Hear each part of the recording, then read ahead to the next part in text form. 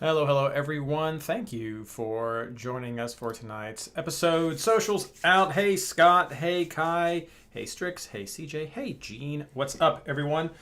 I think we're close to being on time. Yeah. I had to go grab a drink. Sorry about that. Ash and I were chit-chatting about some stuff for you, so I got distracted in some of what I was grabbing, and now I got to close some of these windows because I don't need all of these open. You sure don't. No, I don't need all of this information about Atlanta open to start this episode. I would love some information about Atlanta. Patrick, where are you? I just feel like they're a trap. Patrick, if you could just let me know. Patrick, where are you? Awesome. Well, the social is out on Discord. Social is out on Twitter. So if everyone who does share those, super appreciative if you would be so kind as to do that. If you're joining us for the podcast for the first time, welcome. Please do like and subscribe if you want to hear more MLS Fantasy content. We come pretty much every Monday, unless schedules or crazy things interfere, and we preview the upcoming round for the official MLS Fantasy soccer game. And right now that's super important and super crazy because it's double game week, back to back with double game week to double game. Like I stuttered there for a second because I was like, it's like a mini double game week this time, but we'll get more into that in just a second. But that should be enough time to get everything out there. What's up? Hey, there's Patrick. Yes, you've got to tell us. I know. We'll talk about that, Patrick. Yeah. We'll talk about that one. So this was going to be kind of fun because like both Ashley and I know I was busy at work, and this was Ashley's last week of work, and we were looking at everything. We're like, this is such a weird week. So we're pretty much just like, we're going to be going through this live tonight with our unfiltered thought process. So looking forward to having a spoiler alert. Yeah, that's almost a hot take this week, maybe, Patrick. We'll see. But we'll talk about all of that. Where's SpongeBob? Blayne? Is that Blayne? Is he Patrick? I feel like he looks a little bit. Oh like no, that was a comment to Patrick. So there you go. Yeah, a bunch of guys I was in college with were into SpongeBob when I was there, but I feel like I kind of missed that boat. So I did too. They were into it, but not so much me. My son was in the car this last week, and he was like, I want to listen to daddy music. I want to listen to daddy's music. And when he says that means he wants to listen to the theme song to DuckTales and King of the Hill. Ooh, That's what. I love that. Exactly. His favorite song, his 2.5. His favorite song right now is the theme to the Ghostbusters. He has never seen the Ghostbusters. He does not know that it is a movie or that it is a cartoon, and he loves it. I have no idea where he heard it, but he loves the theme to the Ghostbusters. So yeah, Sawyer's 6 and his musical spread is quite interesting because it goes from. He also went through a very heavy DuckTales theme song phase, and like other like Disney songs, but then he's obsessed with like Lizzo. He's obsessed with Boy with Uke, which is this like random indie DJ guy that Spencer played once and now he's obsessed with. And like, he's all over the place. Taylor Swift. He loves Taylor Swift. It's crazy. See, we're not in that phase yet. It's like, Daddy, I want to hear Ghostbusters. Daddy, I want to hear the Darth Vader song, which is the Imperial March. And then he's like, Daddy, I want to hear Five Little Monkeys. Daddy, I want to hear Hickory Dickory Dock. No, Daddy, the Coco Melon version of it, the real one. No, so. See, we've talked about how you should. It's your fault. I never showed Sawyer Coco Melon. I refused. It was not me. It was the grandparents first. All right. Anyway, that's enough. We digress. That's enough digress as we're just waiting for the views to go up and the shares to go out. So thank you so much, everybody, for that. Blayne is not with us tonight. Might be with us tonight. His message to us was very cryptic, and because at this point, you never know. Right. And as it seemed like he might have needed a little bit of a break, we just didn't respond too much to make him feel pressure to come in. So he may have a guest appearance like he did last week. He may not. He did not submit picks or anything, which again we did not press him for. So a lot of this, Ashley and I are going to kind of be just doing live with our first thoughts. As we're talking through, because it's kind of a weird round, but we will get into that in just a second while we get the start going.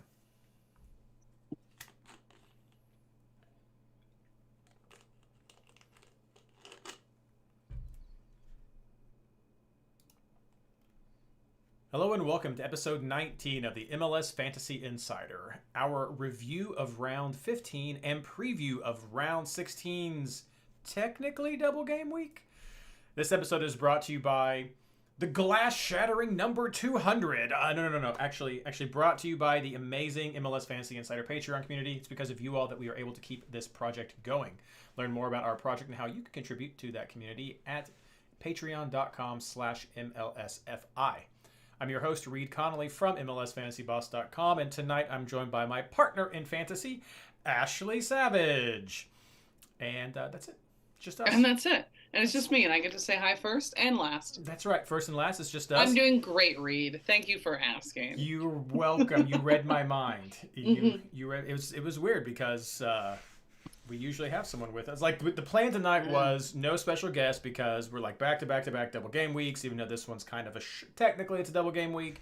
And so we wanted to have enough time to talk about feedback and stuff. And then Blayne got super busy with life. And so he is likely not going to be joining us tonight. So it's just us, and we're going to looking forward to some good conversation as we're trying. What our goal is tonight is to just sort of think through the process with you all. We know a lot of you all are hitting back-to-back rounds. This may have been your first 200-point double game week. Surely the first 200-point double game week of this season. Maybe I think we have cracked some 200s before. Chat, let me know. But we have. This was substantial. That's right. These were very good opportunities for 200 plus points. If you did not get 200 plus points, don't worry. That is fine. It was a crazy round. Lots of fun stuff happened, and plenty of time to catch up with double game weeks coming up this week. This one is kind of a faux double game week because there are some other competitions still going on, but we will get into that. And like I said, what we're hoping to do for you is we did a little bit of pre-prep here, but we wanted to talk through the positions with you all, since there's just two of us, kind of as we do it ourselves as we're going through our team. So we'll do a quick little of the hit and miss expectations, realities that we have from this past round 15. But first, starting out with a couple of quick updates. You may notice that there is one game missing from the lineup, but it is on the schedule, and that is Dallas versus St. Louis. This is a makeup game that was rescheduled for this round. However, that is not going to be part of the fantasy points this week. So if you are waiting, hoping for that to change, that is not going to happen. So St. Louis and Dallas, while they are playing two games, remember I mentioned faux double game week for some, this is not technically a double game week for them as far as players scoring. Now, unfortunately, it's going to be a double game week as far as yellow cards or injuries or rotations for those players, but you're not going to get any points from that Dallas versus St. Louis game. The second update is it should be fine now. You've probably noticed, but if you haven't, this is what you need to do, and I'll give you an explanation. The app should be working now. I know for the past, two weeks at least? Yes, for the past 2 weeks, we lost our very nice field view of our team. Great for screenshots when you're sending your team for suggestions and comments back and forth between your podcast people. Or just general ease of use, quality of life. We lost that with the app and reverted back to the janky version. Some of us web who have interface. Facebook login couldn't even log in still, even on a mobile browser. So some of us had it even worse than that, Reid. But please continue. Yeah, but we'll continue. And we talked with Skylar about that, and it was just some glitch that happened with the interface between the app and the game through the provider that was fixed, and an update came out today. And if you have not updated your app and you are still seeing that, go in and update your app. It should be fixed. Now, it worked for me. It worked for because literally Ashley was like, "What's?" I was going to say I'm going to take all the credit. Honestly, I'm sure people have been actually working on this, but I texted Reid, "We need to ask Skylar about the app," and then literally 4 seconds later, I got the MLS app has an update. So you're welcome, everybody. Yep. I think I did some of it. It's totally all Ashley. But no, those are two quick little updates we want to give you. The schedule and the app should be fixed, and if it's not fixed for you, check your updates for the app. Okay, expectations versus reality, hit and miss. So I had a good round. I was very pleased with all of my players. And let's see here. Oh no. So Landon heard us mumbling, my son, and he got scared. So I will pull it back a little bit. Sorry, Landon. Okay. No, I got the headphones on. It has to be me. Oh yeah. But no, so I got 209 points this round. Pleased with that. Also slightly upset because it should have been 218 points this round. We had company over, and I forgot about my keeperoo setup, and I ended up leaving Coronel on the bench, and that left me with Vancouver as my keeperoo, and so I got 5 points instead of 14 points, and so I left 9 on the bench right there. But it happens to all of us, but I still got 209, won all but one of my head-to-heads, which I would have won had I gotten those extra 9 points. So yeah, it was pretty good. Hit all around. Had the Zella captain. Very good round I had. Let's see, let me load up my team right now. Yes. Don't leave the page because you're still editing your team, Reid. But load up on this one another tab. So I had Pines, Tolkien, and Carranza on the bench, and so your bench was crazy. My bench hit big. Pines came in with 19 points. Carranza came in with 17. I started Cucho and had Carranza come in off the bench just with 2. Most disappointing player I had this round, besides my Takaoka Kiperu flub, was Herrera, which I think a lot of us shared in that. Otherwise, was very pleased with a lot of the other players that I had, that I know a lot of others did as well with that. Some of my hit and misses. I mean, Cucho and Carranza, we have to give a shout out. We were plugging them last week as who we thought were the top 2 forwards. Generally, probably mostly a community consensus. And they came in there at 1 and 2, but also saw players like Shallowy hit, which I saw coming in late to some teams. But right there, I know people talked about Benteke, who was a little bit further down, but a lot of the forwards did very well. Jesus got 11, so I think that was another one that was kind of a differential that we were talking about that maybe didn't do as hot for a DGW. But Kucha and Carranza really came in as we had expected. I'll be honest, I was worried about Barreal going into that first game with Cincinnati because he was on that yellow card watch, and I was really fearful that he was going to get a yellow card in that first game. But I rolled the dice, and boy, was I really happy with that. And the clean sheet points from round 2 were just icing on the cake right there. Clutch move over to Coronel, and I got to give 100%, even though I didn't get my keeper reactivated, 100% credit out to Ryan's Lineup IQ account on Twitter, where he puts out some of that information about clean sheet predictions and expectations, and mentioned New York. And we had talked about mostly Tolkien on the podcast last week, and I was like, you know what? Hadn't really thought much about Coronel. I'll roll him on the bench, and that was a good idea that I failed to execute. But big nods to him. He was on your bench. I mean, you did it. I got the value for it. But big shout out to the players that hit Daniel over there with San Jose, where all this year we've talked about how San Jose, like, they'll score points, but they'll also give up goals, and that did not happen this week. 2 shutouts saved to PK. He has come back exactly. Huge points for him. Big challenge though next week, which we'll talk about in our third section. Cascante also had a heck of an offensive production this week. And I could be up for that next round maybe, but that was some good production there, which we don't always see from Austin. So still a little bit of big worry, but we're going to give that as a hit for people who may have gone with him. And I also want to have 2 more real quick for the hits. Gauld getting some big numbers from Vancouver, who had kind of a mixed bag this week, but we talked about him a little bit a week or 2 ago. And if he's coming into this form, again, this could be an interesting one to look at with Vancouver that we'll talk about. And I had to talk about Pines because Tyler's not here, and he got those little sneaky points for us right there with that goal. Was a fantastic set for him, but did not hold out for DC because Miller, very average. So those offensive points from Pines, and that's that big value of those offensive players during double game mix in general, is they can go off like that. And I also want to talk about some players that fizzled. Bernardeschi came back with Toronto. He was a player that we mentioned last week as, if he's starting, then I definitely want to have that, or that's definitely going to increase the value of Insigne, and didn't really see that a lot. Maybe we'll talk some more about that later, but I felt like they missed more last week than we hit with those players. So that's all that I have right now. I want to give plenty of time for Ashley to hit some stuff and then check over into chat. Yeah, I had Insigne on my team, and he ended the week with a 14, which was better than Hector Herrera and Gazdag and a couple of others. So, I mean, he ended up, I think, doing okay. Bernadette, I don't think did as well. I think he got 10. I could be wrong.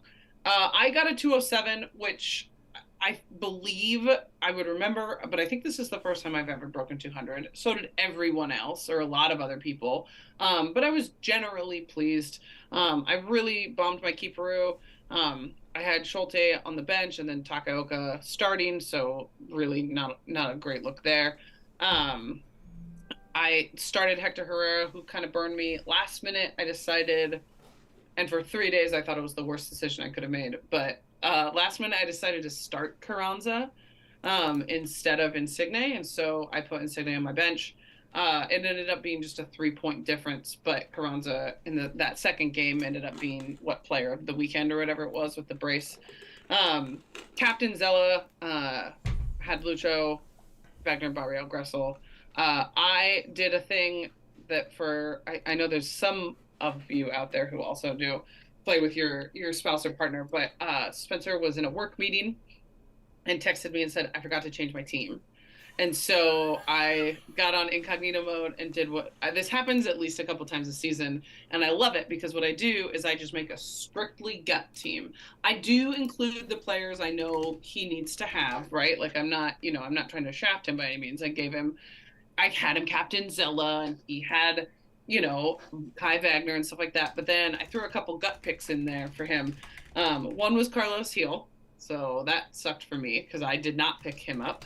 And then one was Deep Hines, and I almost had him with Cascante, which would have been insane. But still, that was kind of fun for me because it made me feel like even though they weren't on my team, I still picked right. But some hits and misses. I have Daniel on my hits too, and Rodriguez for San Jose. When the Seattle lineups came out, shout out to me for calling that Yamar rotation. You earned that brag right there. Well, it wasn't me. It was someone who knows way more than me, Jeremiah Ocean. He said it, and I believe anything he says about the Sounders because he's never wrong. So, anyways, when that lineup came out, I had a Seattle player on the bench and had a conversation with our good friend Ranchinator, who said, Rodriguez, here we go. And I really didn't want to. I said to him at the time, I think I'm going to copy you. But I wussed out and really wished I'd done it because he was on Team of the Week. 2 shutouts there. That was great. My other hit for the week is Carlos Heel. He had a bookend goals in that game against Atlanta. Ended the week with 21 points. I think a lot of us were worried about his rotation. How healthy was he? He definitely was a productive midfielder this week. I also believe Team of the Week. And then I know you kind of already hit it, but Carranza, again, playing with our heartstrings on these double game weeks where both times Philly has had a double.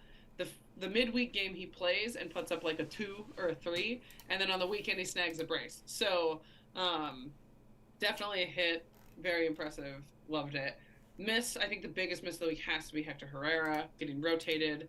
That was a big hit for a lot of us. Vancouver with no shutout.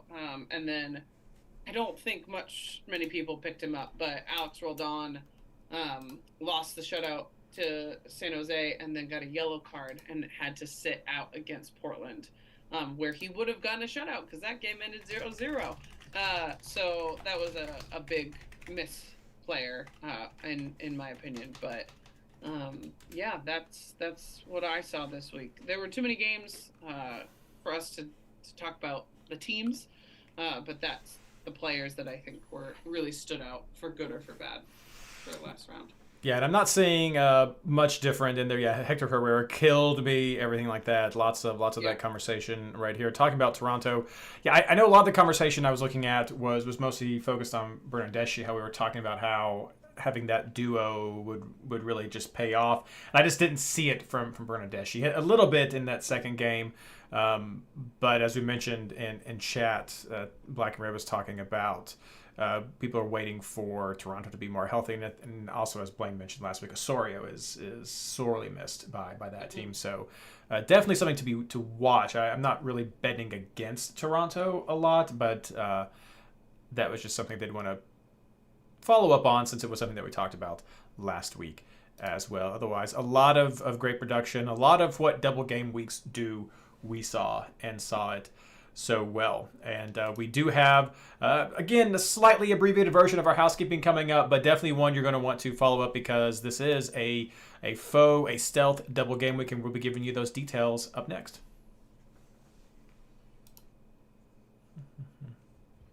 Forgot about Dio.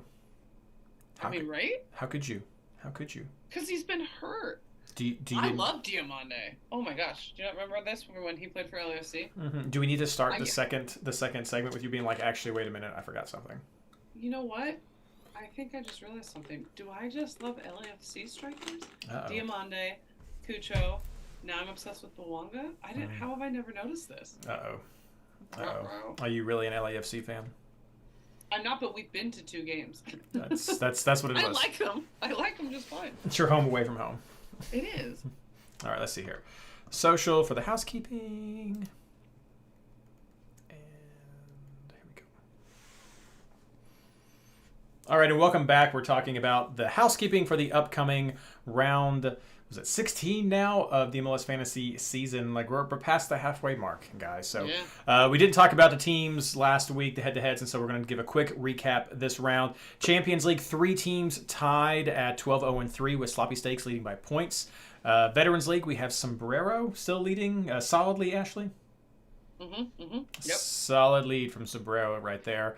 Homegrown from Blayne, no updates on him, but congratulations to those of you who are leading and winning in the Homegrown League. And crushing it, exactly. Again, with the Discovery, 3 teams also tied at 12-0-3, but it's Hey Ricky, You're So Fine who is leading by points. A couple of names we mentioned a lot. That's tight. The Champions and Discovery are really neck and neck, so it's turning out to be really good competition in those 2 leagues there. I'm not even trying to hide that Hey Ricky, You're So Fine is the team that I'm rooting for. No, it's just one of my favorite ones. One of the best this year, for sure. I don't even know how good they are. They're obviously good enough to be winning that league. There we go. I love that team name so much. I mean, it's tough. It's like these head-to-heads are pretty much just bringing everyone to the same level because you never know who you're going to play. It's just up to that, especially with the size of the leagues that we have. Our other leagues, Discord, Ryan McElhenney is leading with a record of 14-0-1, and also in our Patreon league, Ryan McElhenney, former contributor at MLSFantasyBoss.com with his stats, is also leading that league with a record of 13-0-1. And then over at the MLS Fantasy Insider Experts Invitational League, it is Black and Red on top with a record of 13-0-2. Right there, no teams left undefeated. And now's a good time to mention again, which I know we've mentioned a couple times, the way the prizes work out that I distribute is you only get the highest prize that you are eligible for at the end of the season. And so like Ryan would not get both prizes for Discord and Patreon. He would get the highest one, which would be first if he held out. And then we would start going down the list for who is eligible based on who has signed up and given me their contact information. So be sure you've done that. Otherwise, if I can't contact you, you don't get a prize. So it's just too difficult. But that's how that works. So no double dipping with prizes. Moving now on to the actual start time for round 16. Again, this is... My math right? Did you do your math right? We'll just check the game. So games start on Wednesday, June 7th at 10:30 p.m. Eastern Standard Time, and that is with LAFC versus Atlanta United. And then we don't have any more games after that until Saturday and Sunday, and we have our usual 7:30, 8:30, 9:30, 10:30 start on Saturday, and then Sunday we have 4 teams that are playing 1 p.m. St. Louis versus LA Galaxy, and then 10 p.m. Portland versus Dallas. Again, Dallas is not technically on a double game week, nor is St. Louis, because their early match on Saturday is, or is it Wednesday? Yeah, whatever it is. Yeah, the Wednesday match is a replay from a previous round. So it does count for MLS. It does not count for fantasy. It was a game that already started in our system, which you were able to sub the players out, but still. So when we're talking about the actual double game week teams, we're looking at LAFC and Atlanta as your 2 double game week options. Then you have New York Red Bulls, who are on a bye this round. So you should be able to have some switcheroo options checking there at the Red Bulls, or some of the other teams. St. Louis, LA have some good options for later in the round as well for your switcheroos. Now, we also have Open Cup this week, and it's Cincinnati versus Pittsburgh. So that's going to be, you didn't hear me wrong, Pittsburgh, for those of you not keeping up with Open Cup. But Cincinnati is playing Pittsburgh. Chicago is playing Houston, and those games are both on Tuesday, so tomorrow or today, depending on when you're listening.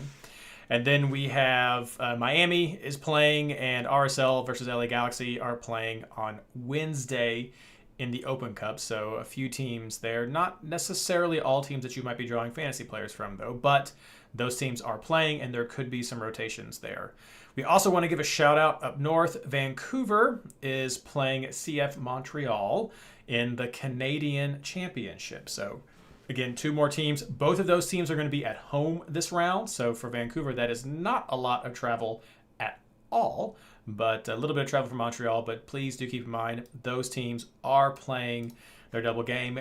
And I think we'll take the opportunity to mention it right now. We have had LAFC on a bye the last 2 rounds, but that does not mean they have not been playing because they just got knocked out of the Champions League there. And so, Ashley, you had some thoughts on LAFC. Yeah, I think before we get into some of our player picks, and I'm going to just go ahead and acknowledge that neither Reid or I actively follow LAFC. We're not LAFC experts. However, I look at their lineups because I play fantasy. And, you know, they put out a first-string lineup. They had a trophy game yesterday where if they'd won by enough, you know, they would have been CCL champions. It was a tough game. There were a lot of yellow cards. Carlos Vela was subbed in the 65th minute when they were losing, which was a little bit surprising to me. But so far this season, when they have had double game weeks, they have rotated. They rotated McCarthy as the keeper the last time they had a double game week. Yeah, threw a lot of us off. I think, you know, I think this is an interesting team to have on a double because I don't feel confident that the lineup you see on Wednesday is going to be the same that you see on the weekend. Now, they also play later in the day on Saturday. Atlanta is the real unlucky one where they play Wednesday night and then they play first game Saturday. LAFC doesn't play until I guess it's only an hour later.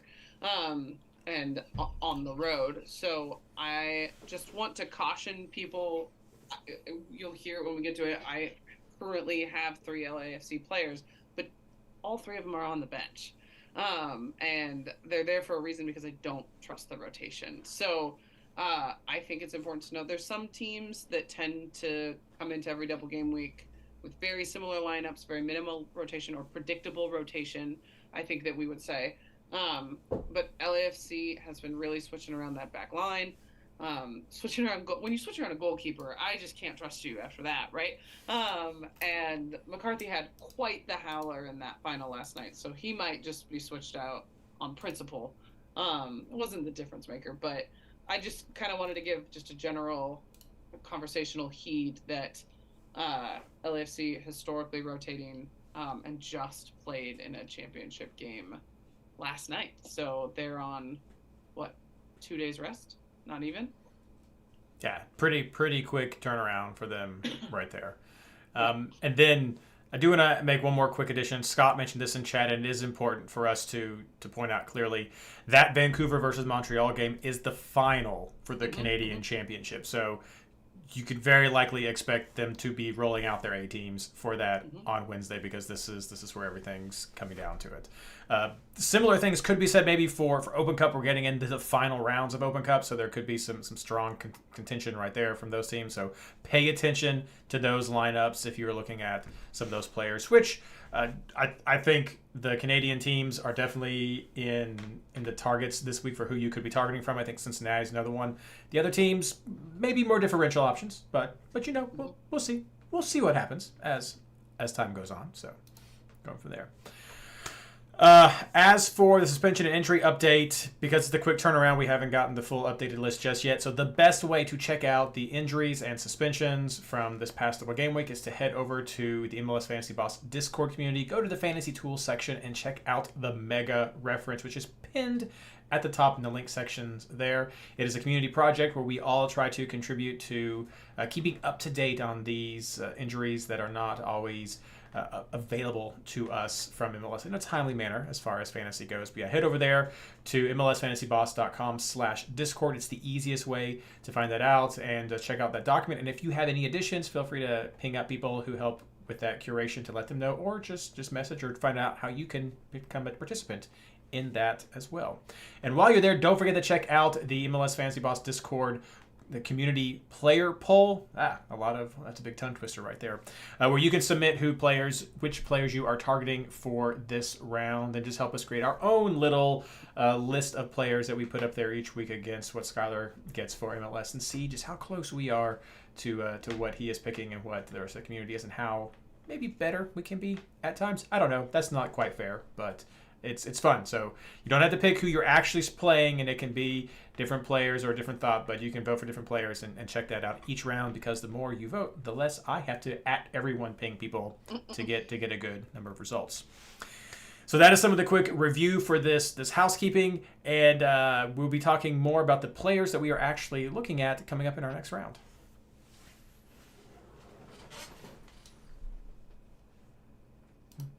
There we go. Just in time for the McCarthy discussion. Hey, Christian. There you go. Okay, let's see here. Player picks.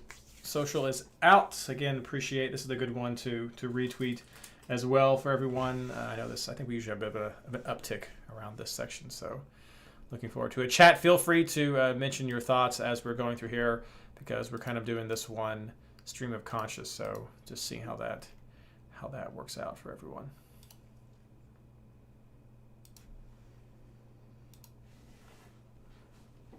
All right, and welcome back. We are talking about our player recommendations for this upcoming faux double game week round 16. I just like saying faux in that little funny uptick of a voice. So starting out as usual with keepers and defenders, and Ashton and I are kind of talking through this one live because it's an interesting mix of games and an interesting mix of circumstances that we just felt it'd be fun to talk it out. Like putting on the bucket hat. Here we go. Christian asked for it. I have it. I just don't wear it. That mine's over there in the drawer someplace.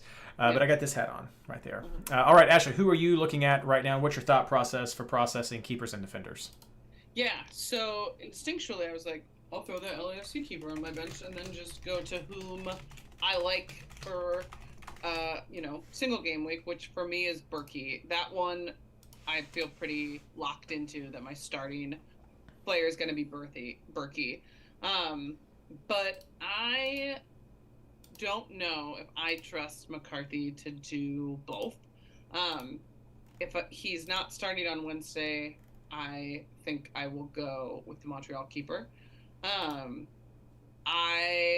If you watched the Champions League final last night, McCarthy had a howler to go in, and the last time LAFC had a double, yes, they were also doing CCL and all that stuff too, so extra rotation then does make sense. But last time there was a double, LAFC rotated the keeper, rotated McCarthy out. So that just makes me a little nervous and a little apprehensive. So keeper-rooing to Berkey is where I'm most comfortable. But I'm kind of going back and forth about McCarthy, mostly because I'm not sure what that looks like in that locker room after. That goal wasn't the deciding factor, even if it hadn't gone in, they still would have lost. But still, it just makes me a little nervous, especially because he got rotated last time they did too. So defensively, I like Brooks Lennon. You don't necessarily take him for the shutout. You definitely take him for the bonus. I like D Jones. I think that New England has a decent shout this week, shutout wise. I'm considering Barreal. I do like them going to Vancouver. Vancouver is a tough place to play, but they are, not necessarily keeping shutouts the way that they were during that heavy stretch. And then LAFC defenders, I will probably do Hollingshead because I think he's the least. Now I don't want to commentators curse him, so no one yell at me if he doesn't. But I think that he is the least likely to be rotated because Palencia's hurt. I think Palacios is also a good shout. I don't think he is likely to get rotated, but I think Hollingshead is probably the safer one. And then lastly, I like Tim Parker. I like St. Louis, the Galaxy. I don't care that they fired Chris Klein. They're still shit. So I'm interested to see how that goes. On the same token, I'm kind of piggybacking off something in the chat, but this is Miami's first game without Neville after firing their coach. And, historically we tend to see teams kind of have a little bit of an awakening after that. And they're coming into New England, who is inconsistent. So that's definitely something to look out for. But instinctually, I do have a New England defender on my team. So that's kind of where I'm sitting right now. Barreal is the one I'm least attached to because I just feel like he could get some point production against that team in that stadium with the formation that they have. But because Cincinnati's doing Open Cup midweek, I don't know that he's the best option. I think there might be some better choices out there. Yeah, I don't disagree at all with any of the options you threw out there. Keeper, it's wide open. The way I'm looking at LAFC, like you were saying, what's going to happen with the rotations? I think you just have to base it off the first game. I mean, they're going to roll out some of those players, like you were saying. Look at some of the people who you think are least likely to rotate, maybe who didn't get as many minutes. But I think you're just going to have to go with who you like, throw them on your bench, and just let those be your ruse this week. I think you'll have a little bit better luck with some of the Atlanta players. But I am honestly not convinced that this is a round where you have to have 3 players from each of these double game week teams. I think Atlanta has the best argument for that, but there's a lot up in the air about LAFC. And if you don't have a player who hits twice for you, or if you have a player who goes 60 minutes in one game or 45 minutes in one game and then plays a good chunk of the next one, it's almost essentially a single game week player anyway with who you're going up against. So I think keepers are wide open. I think Berkey is by far the best of the keeperoos. I know you can easily do it with a lot of players. You have all these 7:30 games, and then you have the 10:30 games as well you can look at, and the 2 games on Sunday if you don't want to go with the double game week player. But there's a lot of options that are opening up. Blake is one Philadelphia has been doing very well. San Jose had some trouble scoring recently. Philadelphia has been doing very well, so that could be an away keeper to look at. I think Petrovic, again, fantastic shout out there. I'm not sure what's going to happen with Miami. We do sometimes see a rise, but we also sometimes see just mediocrity, and maybe the latest rumor of Miami getting into a joint bid to try to get Messi to come over, connection with Barco or someone. I don't know, whatever's going on. I forget what the article was, but maybe they're just waiting for a Messi bump or something. I don't know, but I still think New England very high on both defense and potential as a goalkeeper if you don't want to go with that. If you're looking at the goalkeepers, it is rough. You got the potential rotation with LA. Atlanta might be your safer bet at seeing those 2 games because you're going to have to wait a long time. If you want to see both games from a double game week keeper, you're either waiting for Atlanta or LAFC. And if you're waiting for LAFC, you are going to have to go with a Sunday team as your double game week. So you could easily do LAFC. Atlanta's going to be earlier and give you the option still for maybe an RSL New York City, but definitely San Jose's game and Vancouver's game. Yeah, so you could pull San Jose, Philly, Cincinnati Whitecaps. Exactly. You could easily pull that if you wanted to see that, but I don't think you have to go with those double game week players at all. I don't think so either. Yeah, I really like Berkey, and I mean probably for me it's Petrovic and Berkey as the keeperoo that I'm going to be going with. I just like those matchups a lot. For defenders, the idea still kind of trickles through with a lot of these players. I like matching up a keeper with a defender. I think a lot of us who are listening like to play that as well, and so I'm looking at a lot of those teams there. I like the St. Louis shutout with Parker. That's a great pairing right there. But I also think we don't have to sleep on a team like Montreal. I mean, they're going to be going all in against the Canadian Championship here as well. That's the only thing that has me hesitant, right? Is what do they do in midweek? Who do they play midweek? How hard do they go? But it is a home game for them.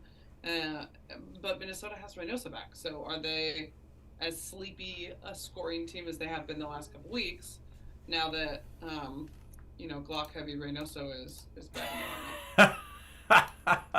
I mean, yeah, they've got him back, but is he fit? Is he going to come in? He got 2 points last week playing. I don't even remember how many did he go? And I just got logged out of the app for some strange reason. So Skylar is clearly doing things. So 25 minutes last week. Is he going to be fully fit to make an impact in that game on the road? I don't know. I think it's definitely a team that would be on your bench if you're doing a play like that. But I don't think Montreal's a team you could easily consider what you want to go with there. The Vancouver game and the Cincinnati game, all up in the air for me. I would almost want to reserve some defender slots for either San Jose, Philly, or some of the St. Louis players and just see what Vancouver and Cincinnati are doing, because Cincinnati is going to be going all out for their game against Pittsburgh. That's a game that they probably view as very winnable, and maybe that would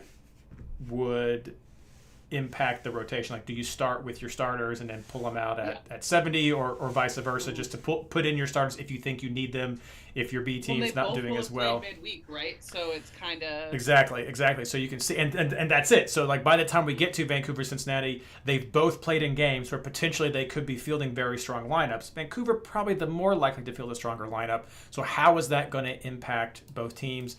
And I held back on it long enough, but you're going to have to let me indulge at this point. Cincinnati, most points of any team, excluding the shootout era, coming in at this many games played. So that's huge for this team. Vancouver has not been strong on defense of late. They've had massive bouts of scoring at times, like 6 this week. They had 6 a few weeks ago. So crazy things that happen. Cincinnati has been much better at defense, but not 100%. At times, they've still had a lot of pressure that's hit them. They need those offensive outlets if they have those. So that's a game where, depending on the lineups that roll out, I might be willing to take a flyer on a Cincinnati player. I don't know if I'd be willing to take a flyer on a Vancouver defender at this point, because I'm just not confident in Gressel there. But I might look at a midfielder, which we'll talk about next. I think that covers most of who we're looking at here. I will add quickly that still 2 of the top players, defenders who are producing bonus points, Rodriguez and Zach McGraw. I don't know if those are players that you're going to look at. If they are, they're both home, but maybe benches, but they've been producing mad bonus points this round, or this year. And then Wagner coming in at third. All 3 of those players have over 30 bonus points produced. Most of them on defensive bonus points, except for Kai, who has basically an even split between attacking and defensive points right there. So some solid point production there, and maybe an argument for going with some Philly defense as well. So we shall see. Quick check through there. Good, yeah. Just checking to see if there's any other thoughts within chat. This is I'm enjoying this so far, where we're just kind of talking through it live, getting some feedback from the team. So let's keep moving on into midfielders. Ashley, who do you like? Yeah, I think the first couple players I threw in my team without even questioning was Heel, Zella, Almada. Lovin was also an easy add for me for St. Louis, even though technically they will have played twice, but I only get his weekend points. And then for me, that 5th spot gets really murky, and this is something we kind of talked about. I don't particularly want Tillman. I definitely don't want another Atlanta player in my midfield if I already have Almada. I think that Mukhtar is a player that I'm considering this week. Toronto defense hasn't been great. I think Lucho, depending on what that lineup looks like, also is a decent shout against a kind of dicey Vancouver midfield and kind of fading Vancouver defense. I also think that Insigne is someone to take a look at playing at home this week against a Nashville team that hasn't exactly been keeping shutouts. And Toronto really need these points. They're bottom of the East, am I right in that? I think, if not bottom, certainly close. So definitely that 5th spot for me is a little up in the air. I will say the one name on your list as a maybe that for me is a hard no is Evander. I just don't know why anyone would continue to consider someone that's been so streaky in point production. This is going to sound a little homery, and I don't mean it to, but watching him live this past weekend, even more so, I was like, I don't ever want to pick him up in fantasy ever again. I'm so unimpressed by the cost of this player and the just apathy in the way that he plays. I just was not here for it. So I know he'd been hurt but just his point production is so hit or miss, and I'm not talking like Gazdag goal dependent hit or miss. I just mean like where did he go in the game? So it's a home game. It's against a FC Dallas team who is definitely a team to bet against in some situations. Who also will have technically played midweek, but yeah, I'm just not on that. Not even on my radar. I should say this week. But Heel, Zella, Almada, Lovin, and then like I said, that fifth spot for me is going back and forth.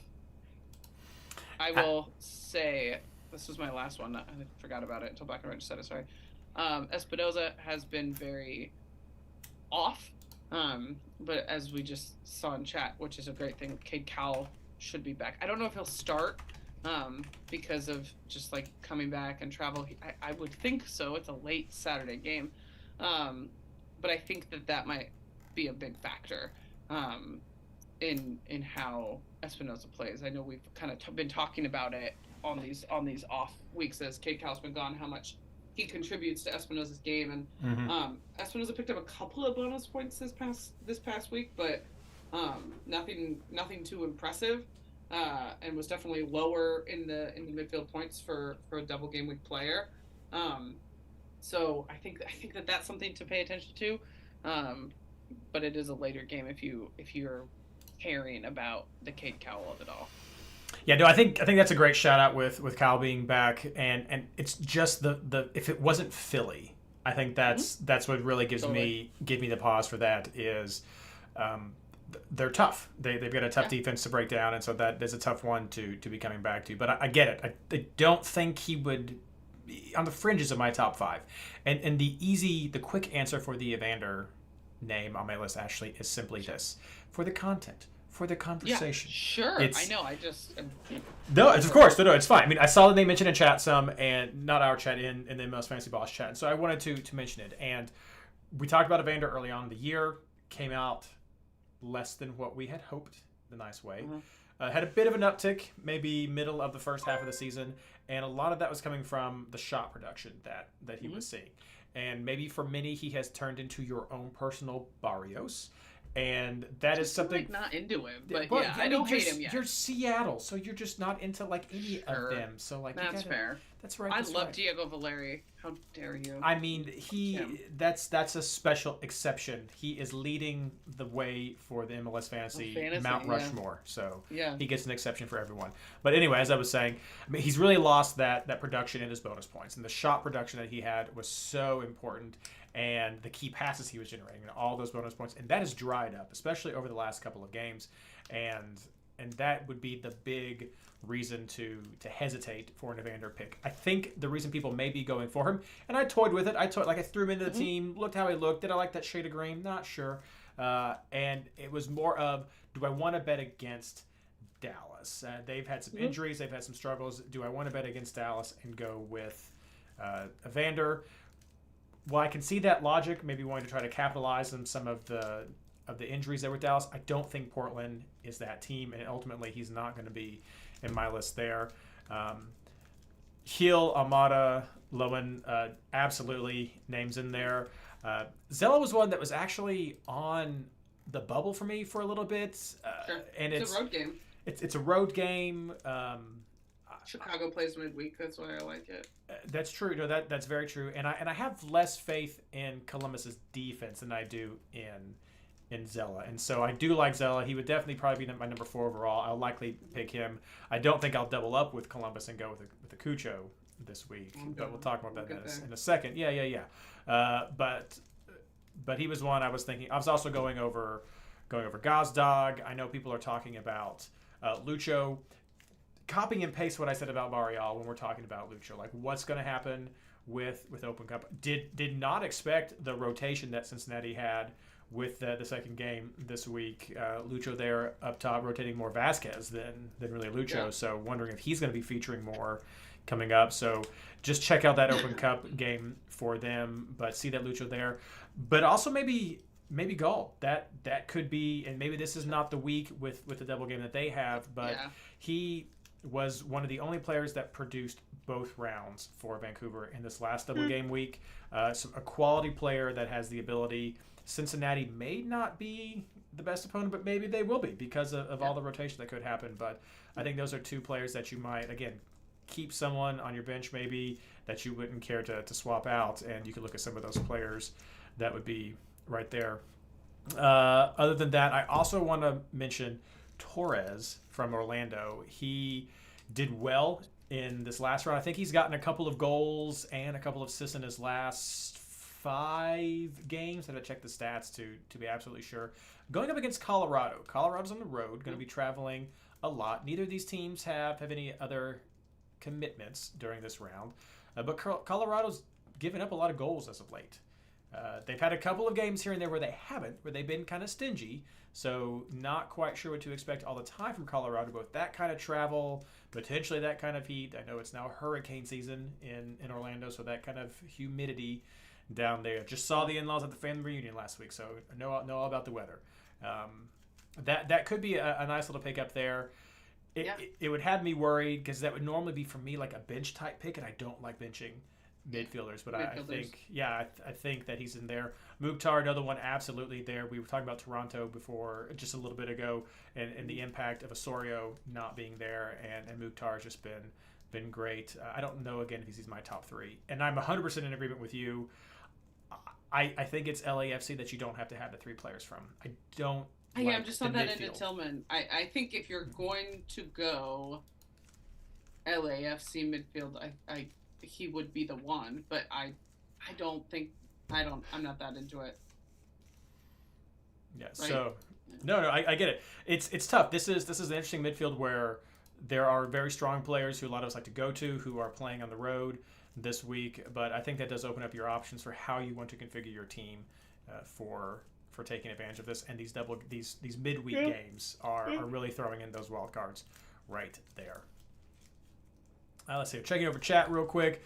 I think that's about it right there. Let's see here. Toronto Leaky. Yeah, we covered that. Yeah, very nice. Watch Acosta get the most points. Watch Acosta get the most points as an LAFC player. Could very well happen. I don't think Reid would mind.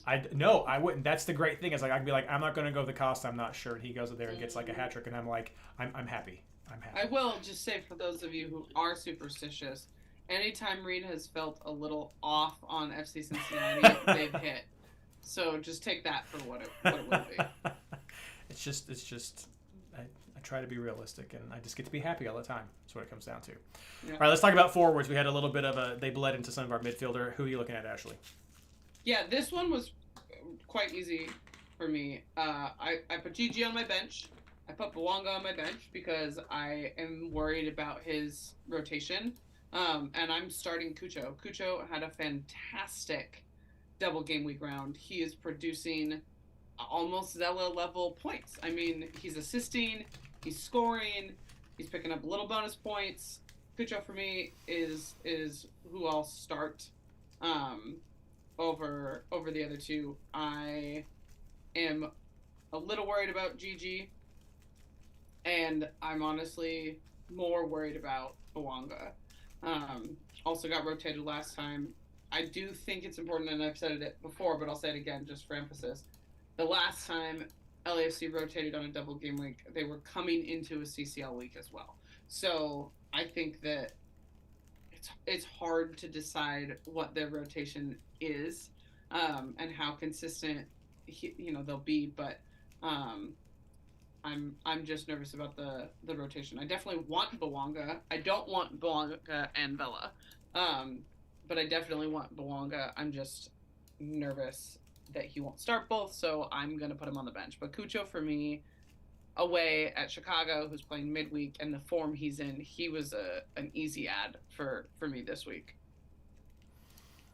Yeah, so I am looking at Bwanga and Giacomakis over with Atlanta. I feel like potentially getting 2 bites with those 2 players could be worth it. And again, we'll see what happens with that first game if they're both going to be there. If either of those players is missing from the starting lineup, for you, Ashley, how far do they fall in your list? Well, let's reference the GG 3-goal week off the bench. Mm-hmm. Yes, am I correct still? Something like that. I think that if Gigi isn't starting, but is in the 18, I'd keep him on the bench because at home against DC is a game that I like. Which is his second game. I think if Bwanga isn't starting, I might scrub him.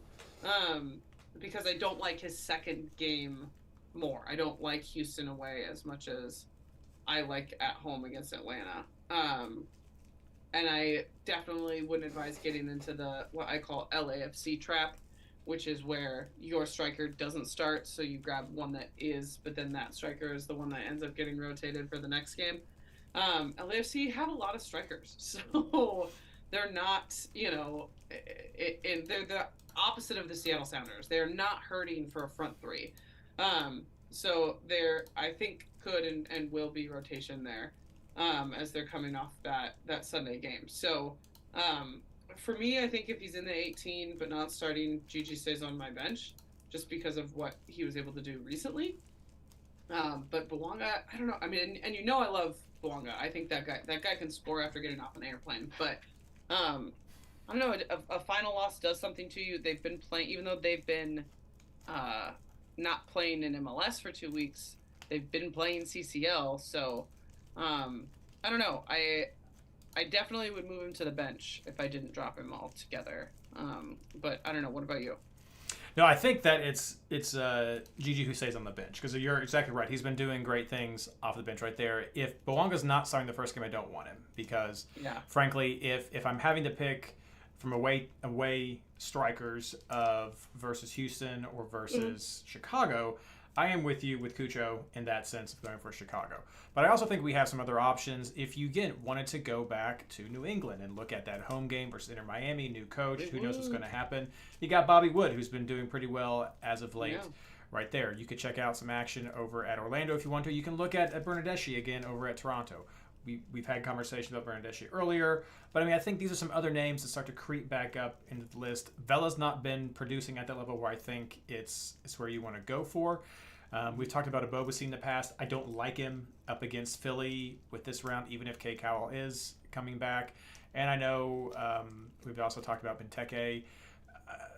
He's still a bench player for me, and I, even if you're going to talk about is Atlanta going to be tired, is going to be doing that. I know I saw a good comment at some point. I don't remember if it was in an article or if it was someone in chat, and it's not so much. Are the players going to be injured? Are the players going to be tired? Because they're getting managed by the teams, but it's just that management that we're looking at. Are they being rotated to maximize their potential? Yeah. And so it's not just like, oh, this person can't play this many games in this week. It's just healthy and keeping them in that state. So I like Swidersk against Seattle. Sure. At Charlotte, I think you could definitely look at Sporting, as painful as that is to say without Blayne here. Austin's defense has been suspect, and Sporting are actually scoring, right?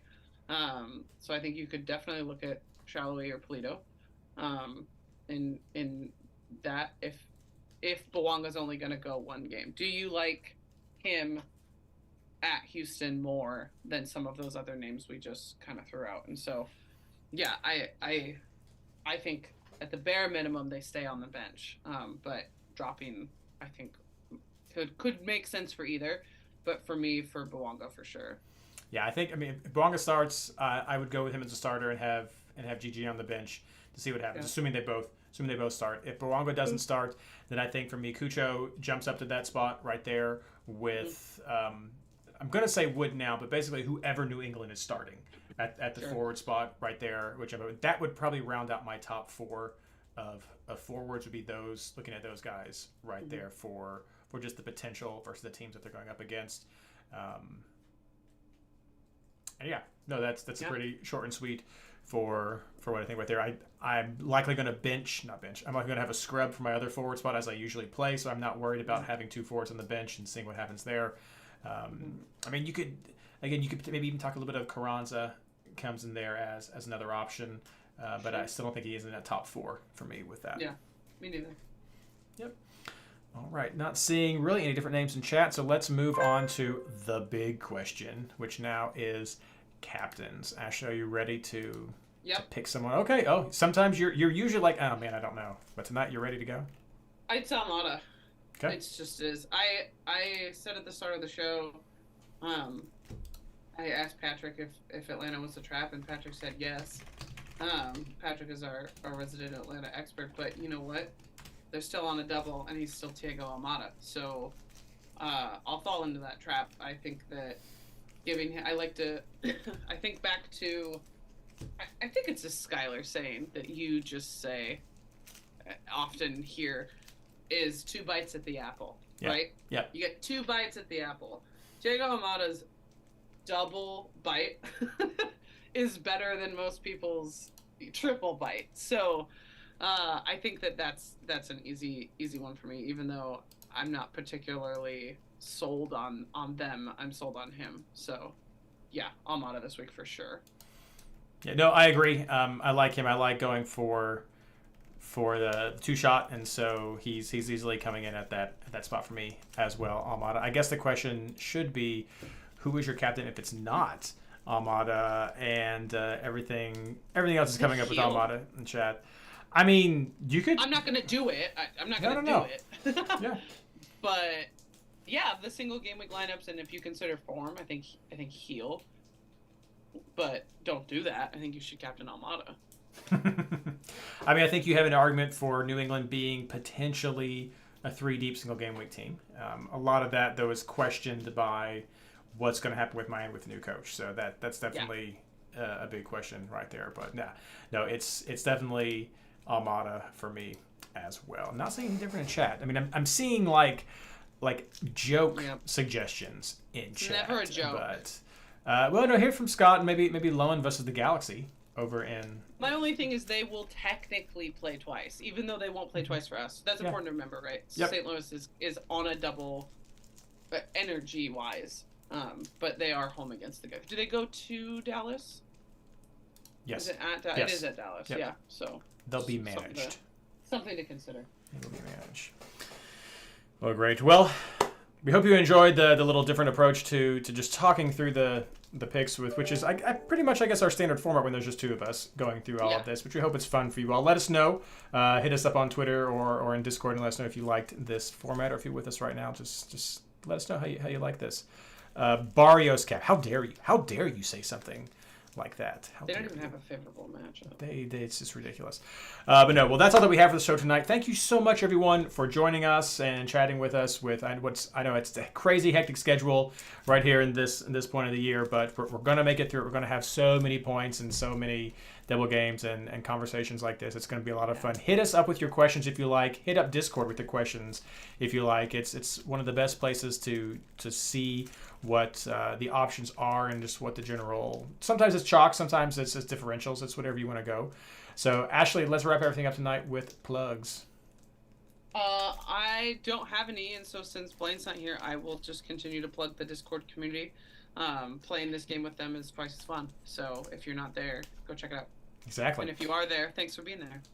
And as usual, I will plug MLSFantasyBoss.com, where we have our articles each week. Ranch had a little fun approach last week. He didn't have time to actually write the article, so he just put it up there in Twitter form, and I just linked those tweets right there. It was like good stuff. It was fun. So we have the differentials, we have the Discord player poll, and of course we'll have this podcast there. If you want to share it with your friends, please do share it with your friends, and be able to easy access everything that we have right there. And of course, again, the MLS Fantasy Boss Discord community, the easiest way to join, MLSFantasyBoss.com/Discord. It's just a great place to hang out, and everyone who participates in that is so good. And congrats to everyone who I went through the overall ranks this morning to see who was there, and I recognized a lot of those names. Yeah, and the top 3, absolutely, probably more, but the top 3 are definitely members of this community. So there are absolutely more, but there are players there who are doing well and are happy to share their thoughts each week. So head over to MLSFantasyBoss.com/Discord